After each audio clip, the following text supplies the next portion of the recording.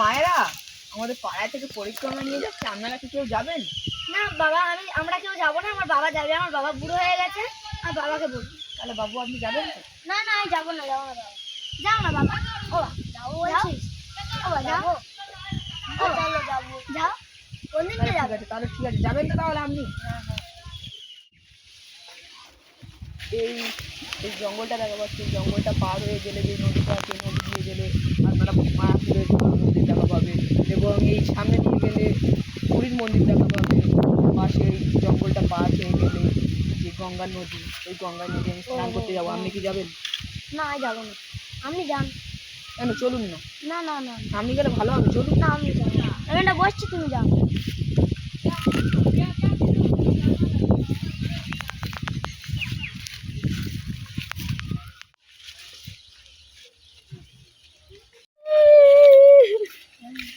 আপনি এরকম পবিত্র জায়গায় কাঁদছেন কেন?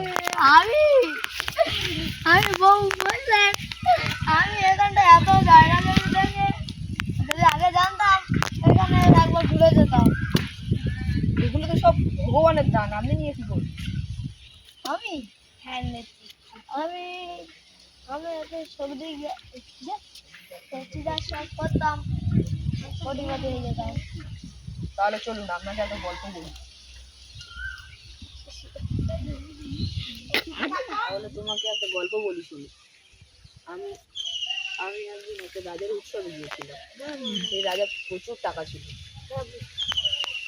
সেই রাজা প্রচুর টাকার গরমও ছিল, কিন্তু আমি যখন রাজাকে বললাম আমি তখন রাজাকে বললাম যে তোমার কাছে একটা সুচ রেখে যাচ্ছি, তোমার কাছে একটা সুচ রেখে যাচ্ছি, তুমি এটা রাখবে তোমার কাছে, আমি পরে এসে নিয়ে যাব। যখন আমি সুচটা রেখে চলে যাচ্ছি, তখন রাজা আমাকে বললো, বলে তুমি সুচটাই কখন নিয়ে যাবে? তখন আমি বললাম যে সুচটা আমি পরের জন্মে এসে নিয়ে যাব। তখন রাজা বললো, পরের জন্মে? পরের জন্মে কে কোথায় আছে সেটা কি আমরা জানি? তখন আমি বললাম যে মা, ভুলে গেছি। আমি তখন বললাম, তুমি কি এই সব টাকা পরের জন্মে ভোগ করতে পারবে? তখন রাজা বুঝতে পারলো এবং বললো যে না, আমার প্রচুর বড় ভুল হয়ে গেছে, এই সব টাকা ভগবানের। বলে সেই রাজা কাঁদতে লাগলো।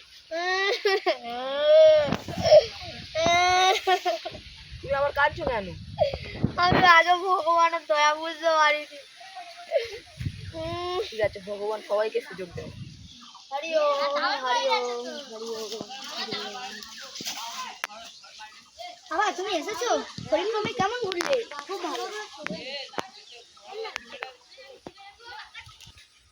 আমার যে ব্যাংকে যে টাকাটা আছে সেটা মন্দিরে, সব মন্দিরে দিয়ে আসবি। আর এবারে যে তুই মন্দিরে জিজ্ঞেস করে আসবি দীক্ষাটা আর কবে কবে হবে। আচ্ছা বাবা, আমি জিজ্ঞাসা করে আসি। এবারে দীক্ষাটা নেবো, নিয়ে আর ও মন্দিরে যা অনুষ্ঠান হবে বা বেশিরভাগ টাকা আমি দেবো, আর আর অন্য বেশিরভাগ টাকাটা অন্য কারো। আচ্ছা বাবা, দেবে তুমি, আমি বলে আসি।